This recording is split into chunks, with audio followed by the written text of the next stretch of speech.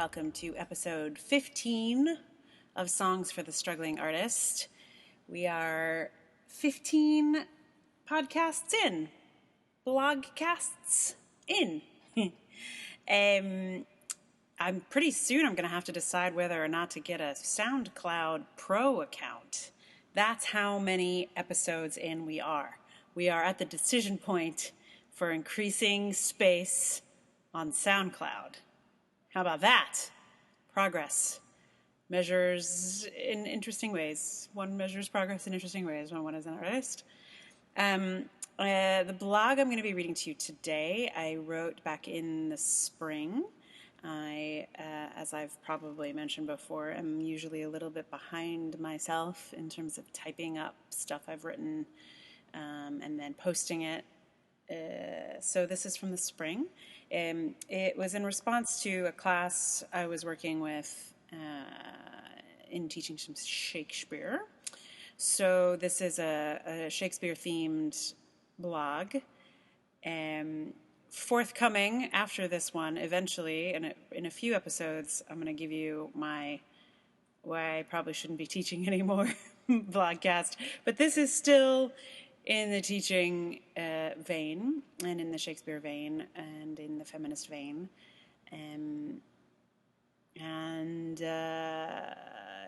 So here it is. It's called Juliet Capulet, Feminist Role Model. While working with some ninth graders on Juliet's Gallop Apace speech in Romeo and Juliet, I opened the door for the students to tell me what was happening. They worked it out faster than most groups do and quickly leapt to interpretation. One girl reported that Juliet was scared to have sex for the first time. I asked her to tell me where she saw that in the text, and the line she pointed to means nothing of the sort. In response to all of this, I did something I try to never do when teaching Shakespeare. I declared a meaning. I declared that, in fact, there doesn't seem to be a stitch of fear in this speech. I felt bad about denying this girl her interpretation, which, let's face it, is, of course, really about her own fears, and felt like I'd dropped my teaching ball a little bit. It happens. And when it does, rather than put myself in the corner for failing to live up to my own standards, I try to figure out why I slipped. My guess is that this is an example of my Shakespeare teaching agenda intersecting with my feminist impulse. This culture tells girls that sex is the most important thing and simultaneously suggests that it is something to be afraid of. The cult of virginity is such that many girls come to believe that sex is something that will be painful and irrevocably transforming. The good girls, the nice girls, the ones many of us identified with, wouldn't want to have sex. Gasp! Horror! We're nice girls. We don't have desire. But here's Juliet. No fear. Just desire. Just excitement. She knows she's supposed to put on a show of disinterest about her feelings for Romeo, but she doesn't. In the balcony scene, she dismisses propriety and coyness, and she's like, direct. Dost thou love me? She asks. She then suggests they get down to getting married ASAP. Once she's married, all she wants is for night to come so she can be with Romeo. And maybe it's not explicitly sexual. Maybe the consummation of the marriage isn't what she's looking forward to, but in any case, she wants Romeo. She wants Romeo as soon as possible, even if she hasn't the slightest clue about sex, which I doubt. She was raised by the nurse, who does not hold back in discussing the body. She is still clear that Romeo is what she wants. And then, of course, they do consummate the marriage, and she is very satisfied with whatever happened in that exchange, and she does not want it to end. Juliet has desire upon desire, and she mostly gets what she wants. She's a feminist role model. I am so very tired of this culture telling girls that they must be sexually attractive, but not sexually active. I am weary of girls twisting themselves into knots to be appealing objects while simultaneously negating their own desire. We, as a culture, need to learn how to allow girls to be sexual subjects, to take ownership of their bodies and their desire. There are a lot of women working in this arena. There are TED Talks. There are academic papers on sexual subjectivity. There's an anti-slut-shaming podcast. We have Caitlin Moran advocating for lady sex pirates. There's an expanding sense of changing how we deal with women's sexuality. It's hugely important work. But it feels as though it will be a while until this sort of thing makes its way down to girls who are coming of age now. Meanwhile, there's Juliet Capulet, a character that almost every girl in high school will encounter. And yes, that 400-year-old character had to get married to enjoy her sexuality, and yes, it's true, ends up dead. But not as punishment for sexual transgressions, as many more contemporary stories would have it. Juliet models an enthusiasm and yearning that is culturally significant, even now, so many years after she was written. That's why I tripped over myself a little bit on this topic. It was all a little bigger than I was prepared for. I couldn't not advocate for Juliet's desire. Juliet's desire is as boundless as the sea.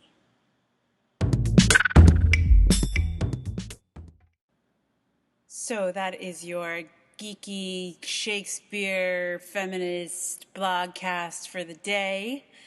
There will probably be more someday. Who knows when they will come? Meanwhile, some other stuff that's going on is that at the moment I am doing a Indiegogo campaign for my theater company.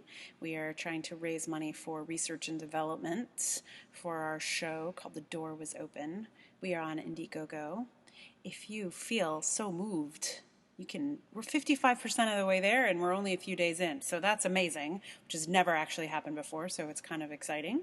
But we are still only 55% of the way there, so if you can add to that adventure, it would be much appreciated, and certainly let me know that you came via the podcast. That would be super exciting, actually. So yeah, that's going on, and we're doing some more work in that arena. If you want to know more about it, you can check us out at Messenger Theater Company, messengertheaterco.org, and that'll lead you to what's up. And also, I'm sure you can find a link to the Indiegogo campaign on our support page. So that's all the promotional whatnot. Well, actually, I could promote some more things. The blog is Songs for the Struggling Artist, and it is at artiststruggle.wordpress.com. And you can support that via Patreon. And also this, fundamentally, Patreon is a supporting of the podcast as well. So thank you so much for listening.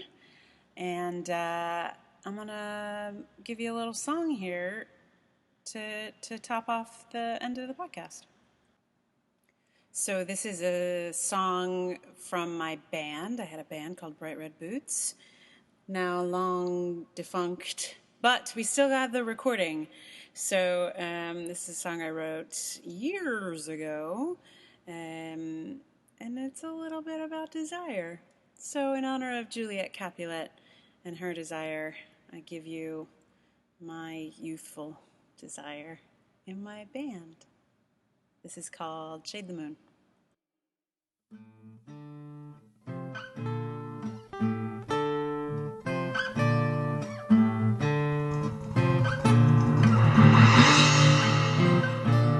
Darkness falling on ancient lands. I'm thinking about the sound of your hands sliding.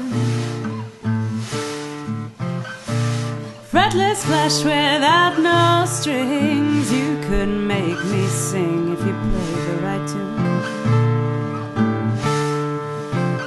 Now I'm learning the songs in ancient time, carving the stones to fold into rhyme. And I'm watching an old man carry a hat stand, drinking a bottle of warm red wine. And I'm living all the time.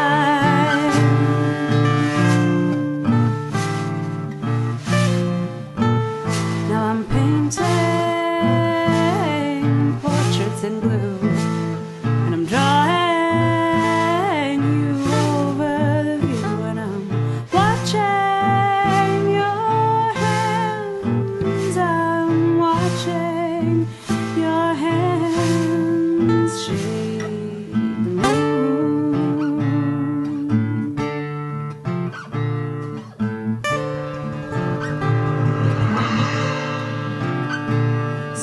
face in last night's dream, your heated breath like steam rising off the tongue. Linger your lips on melody, you sing 15 notes from A to B. Now I'm breathing the air of life gone by, drinking it down with no thoughts of why. So I run to the ocean, swallow its potion, out in the sun as I realize that I'm breathing all the time.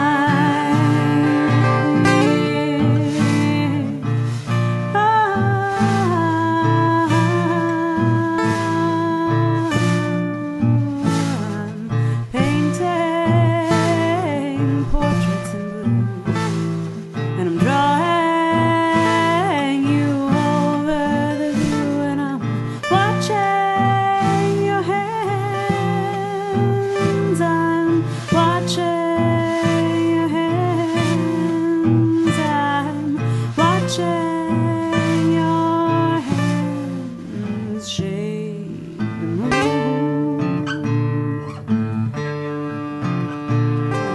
Watching